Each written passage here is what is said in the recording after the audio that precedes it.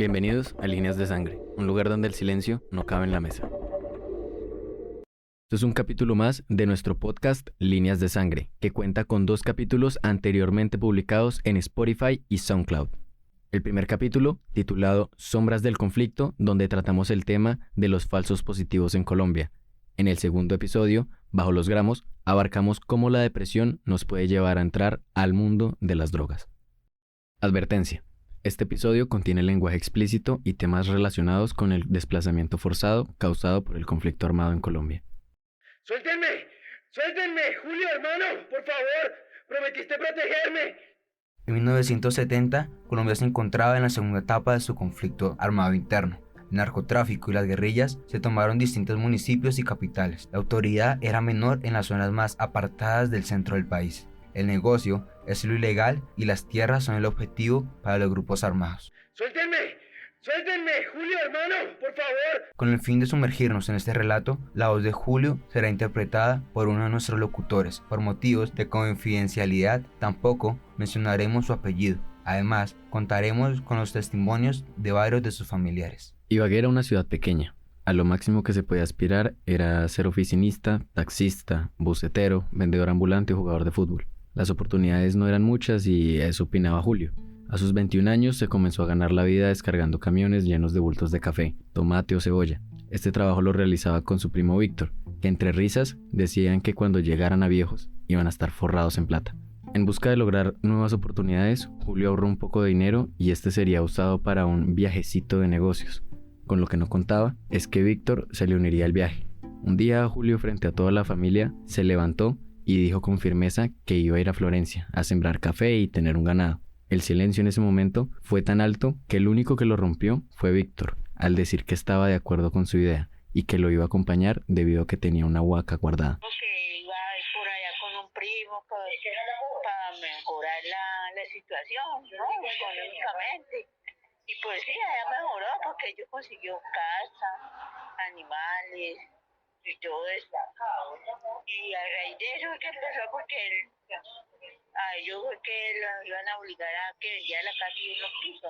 El momento que más dice recordar Julio es cuando dieron la noticia en casa de su primo Víctor. La madre de este no sabía ni siquiera qué decir, pero no tuvo de otra que aceptar la realidad. Su hijo se iba a marchar de su casa. Julio relata el momento que marcó el principio de la cicatriz más grande en su corazón y alma. Su tía se levantó cabizbaja de la cama, los miró entre lágrimas, los abrazó y les dijo mirándole a los ojos: papito, cuídeme el muchacho, ustedes son como hermanitos desde pequeños a pesar de ser primos. Se dispusieron en pagar provisiones y todo lo necesario para el viaje. Sin embargo, había una idea que perturbaba a Julio y era el hecho de vivir en Florencia, Caquetá. Tengamos en cuenta que Florencia era una de las zonas con más producción de coca y grupos armados de Colombia. Y si sumamos a esto la producción de ganado y café, era el lugar perfecto para arriesgar, ganar o perder, igual que una ruleta rusa. Los Willys eran carros que servían para el transporte. En estos vehículos, Julio y Víctor realizaron el extenso viaje. Fueron 3 paradas en las que únicamente bajaban de un Willys para montar en otro. Primero en Neiva, luego en Garzón y por último su destino, Florencia. O al menos eso pensaban ellos. En realidad, el Willys los dejaba cerca de Florencia y tenían que caminar. Se encontraron con 2 convoys del ejército que eran los únicos que se dirigían hacia allí. Los militares les acompañaron en casi todo su destino, ya que se encontraron con una batalla campal entre la Fuerza Armada de Colombia y los grupos revolucionarios. Disparos, gritos, sangre, era lo único que escuchaban mientras corrían. Julio y Víctor lograron salir ilesos de aquel conflicto para llegar al centro de Florencia, donde todo lo que veían estaba a su disposición. Avisos y más avisos de fincas, ganado, material de construcción y ropa que se vendía era el panorama que ellos presenciaban. Ya llevaban semanas de estar ahí y estas ofertas a tan buenos precios no las podían desaprovechar. Decidieron comprar una casa de madera de 2 pisos, ya que dentro de su terreno había una vaca y tierra donde sembrar café. La cosecha de café fue un éxito. La compra y venta de ganado los benefició al punto de que recuperaron el dinero invertido en el viaje y los gastos del hogar. Así fue el primer año, pero eso del café no era todo el negocio. Eso solo sería una fachada, ya que en realidad lo que hacían era sembrar hojas de coca. No había autoridades que los vigilaran o detuvieran para hacer este tipo de cosechas en la zona. Aunque Julio nos dejó una reflexión: lo que siembres, lo cosecharás. Aunque no los habían observado aún, ellos sabían que no estaban solos, y quienes podían acabarles el negocio sería la guerrilla. Y así fue. Un día llegan a la casa unos hombres uniformados y con capuchas puestas. Julio y Víctor estaban anonadados. Tenían una sensación de inseguridad, miedo, pánico por todo el cuerpo cuando un hombre les dice: ¿Cómo va, amigazo? Necesito que a más tardar mañana en la noche ustedes dos ya no estén aquí. Me dejen quietecito todo lo que les rodea. Cuando se fueron, Víctor le dijo a Julio: esto es de nosotros, y así será hasta que nos vayamos a morir. Dicen que es malo hablar de más porque Dios nos escucha. Bueno, Víctor fue escuchado. Regresaremos luego de una breve pausa. Detrás de cada persona siempre hay una historia que contar. Si eres amante de los animales y quieres saber cómo ellos cambiaron la vida de Jenny, te invitamos a escuchar nuestro podcast 101 Criollos.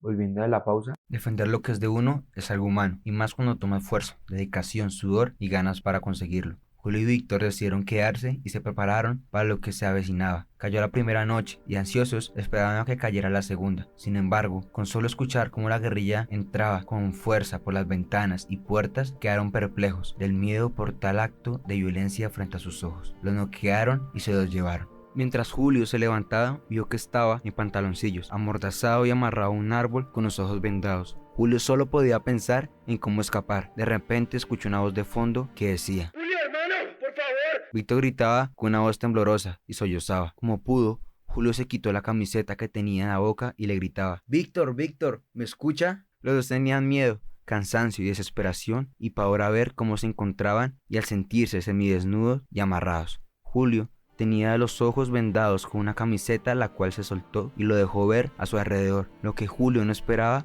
era ver lo que nos relata. Julio miró a su alrededor y veía que estaban en un bosque lleno de personas amarradas, vivas o muertas. Se estaban llevando a las personas para un puente y había un verdugo esperándolos ahí. Aquel verdugo sacaba un arma y disparaba a la cabeza. Parecía que hasta lo disfrutaba. Después el cuerpo simplemente caía arriba abajo. Uno de los momentos más desgarradores para Julio estaba por ocurrir al ver cómo llevaban a su primo entre un grupo de hombres hacia aquel puente. En ese instante, Julio rompió en llanto al verlo y no poder hacer nada más que gritar que lo soltaran. Fue posicionado para recibir el impacto de una bala en su cabeza, cuando de repente el arma no tenía más proyectiles. ¿Alivio? Eso fue lo que Julio logró sentir por un breve instante antes de ver cómo el verdugo infundió un machete de su cinturón. Solo bastaron 5 segundos, tomó impulso con el machete y lo pasó en seco. Víctor había sido decapitado frente a sus ojos. Ahora, gracias a tanto escándalo, era turno de Julio, quien solo pedía piedad y que lo soltaran. Lo posicionaron para ser decapitado y en un ataque de adrenalina tomó fuerzas y se lanzó hacia el río. Amarrado de manos y pies, Julio logró mantenerse a flote mientras era perseguido río abajo en la oscuridad de la noche, que lo ayudó a sobrevivir. Su cuerpo pedía un descanso, pero sus pies gritaban del dolor por los cortes con las piedras filosas del río. Apenas salió el sol, se trepó a un árbol para dormir un rato. Yo pues ya entonces él se tiró y él ya y que él oía que ladraban, mandaron a perros a buscarlo, pero como él se tiró al río y que él cuando estaba al pie de piedras era que salía y respiraba un poco, pero escuchaba las balas y veía luces de las linternas, escuchaba los... Luego empezó a caminar y llegó a unas casas, Larandia. En este lugar una señora le prestó un teléfono con el cual llamó a su familia. Les contó lo que pasó y también les pidió dinero para regresar a Ibagué. Una noticia buena y una mala. La buena es que la familia recolectó el dinero inmediatamente. La mala, para reclamar ese dinero, tenía que volver a Florencia. La señora, muy buena gente, lo acompañó hasta la capital. En su recorrido, tuvieron que pasar por un puente. Inmediatamente Julio lo reconoció. Volvió a su cabeza la imagen de Víctor, el puente Orteguaza. No dudó 2 veces en reclamar el dinero, agradecer a la señora e irse en el primer Willys que lo llevara a Ibagué, aunque tenía que recorrer el mismo camino y paradas que de ida. Al llegar a Ibagué, sintió paz, pero esta paz se esfumó cuando llegó a su hogar. Toda su familia lo recibió corriendo y sonriente, excepto una persona. Aquella mujer estaba llorando mientras se veían fijamente. Después de unos días, Julio decidió escribir un libro con esta experiencia, la cual contaba a detalle lo sucedido para llevarlo como evidencia frente a la Fiscalía y la Policía Nacional. Cuando llegó, no podía creer lo que estaba viendo. Mientras esperaba a que lo atendieran, eran las mismas personas que lo amordazaron, y aquel policía uniformado era el mismo verdugo que lo esperaba en ese puente. Cuando él fue a poner el denuncio, lo que pasó fue que él vio, lo llevaron allá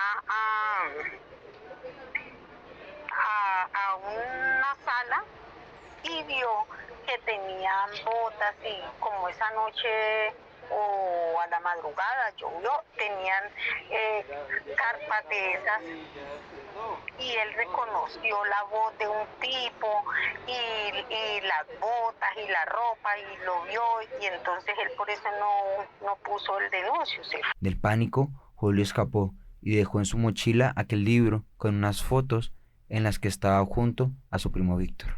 Así concluimos el episodio Exilio Interno. Producción El Máster Laura Vázquez. Preproducción por Sofía Grajales y Juan Barón. Johan Piedradita y quien les habla, Óscar Morales como locutores. Edición de Johan Piedradita. Gracias nuevamente por escucharnos en este su podcast Líneas de Sangre. Nos vemos en una siguiente oportunidad.